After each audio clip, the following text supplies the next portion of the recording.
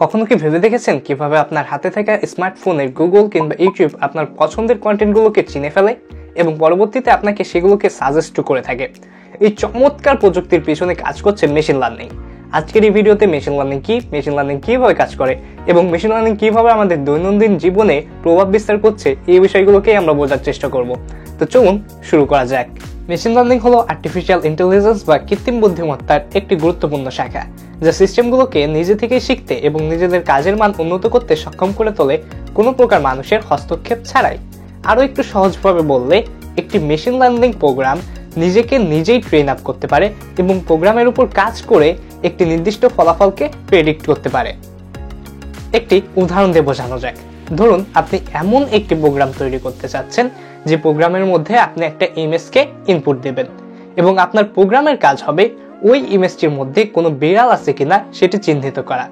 এর আগে অবশ্যই আপনার প্রোগ্রামটিকে জানতে হবে যে বিড়াল দেখতে আসলে কেমন হয়। এর জন্য প্রথমে আপনি আপনার প্রোগ্রামটিকে বিভিন্ন ধরনের বিড়ালের ইমেজ দিয়ে বিড়াল চেনাবেন। এরপরও যদি আপনার প্রোগ্রামটি কোনো বিড়ালের উপস্থিতি চিহ্নিত করতে ব্যর্থ হয়, তাহলে ওই প্রোগ্রামটি নিজেই ওই অভিজ্ঞতা থেকে শিক্ষা নিয়ে নিজেকে আপডেট করবে, অনেকটা মানব শিশুর মতোই। বর্তমানে আমরা ডেটার যুগে বসবাস করছি, যেখানে প্রতিদিন বিপুল পরিমাণ ডেটা উৎপন্ন হচ্ছে। এই বিপুল পরিমাণ ডেটা বিশ্লেষণ করে গুরুত্বপূর্ণ তথ্য এবং সিদ্ধান্ত গ্রহণে মেশিন লার্নিং অত্যন্ত কার্যকরী।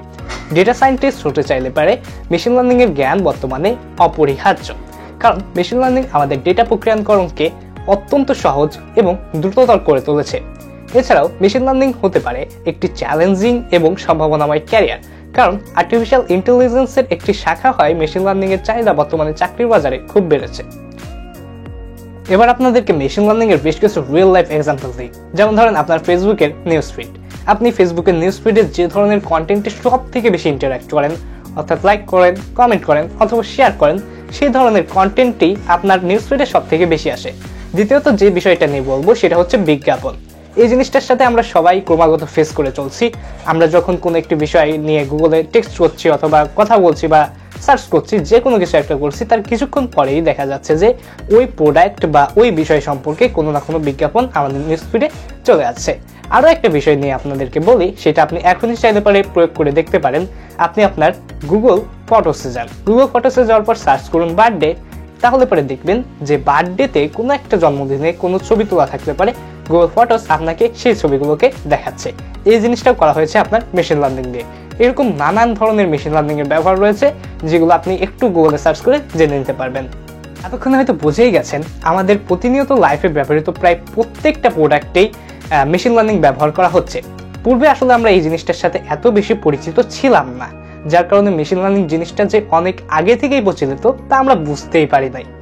আসলে বর্তমানে চ্যাটবট যেমন গুগলের জেমিনাই, তারপর চ্যাট জিপিটি, আরো নানান ধরনের নতুন এআই টুল আসার কারণে মানুষ বিষয়টিকে একটু সিরিয়াসলি নেওয়া শুরু করেছে, যার ফলে সৃষ্টি হয়েছে এক ধরনের নতুন কাস্টমার বেস, যারা প্রত্যেক প্রোডাক্টের ক্ষেত্রেই এআই চালিত প্রোডাক্ট খুঁজতেছে, যার কারণে এই মেশিন লার্নিং এর কদর এখন আকাশ ছোঁয়া। যাই হোক, এই ভিডিওতে ভালো রেসপন্স পেলে পারে আগামী কোনো একটি ভিডিওতে আমি আপনাদের সাথে শেয়ার করব যে আপনারা কিভাবে একেবারে জিরো থেকে মেশিন লার্নিং শেখা শুরু করবেন এবং শেখা শেষও করবেন। এই ভিডিওটি ভালো লাগলে লাইক করে দেন, আপনার মতামত জানাতে পারেন কমেন্ট বক্সে, আর বন্ধুদের সাথে চাইলে শেয়ার করতে পারেন। আর প্রযুক্তিতে আগ্রহী হয়ে থাকলে কোচ প্রোগ্রামারকে সাবস্ক্রাইব করুন।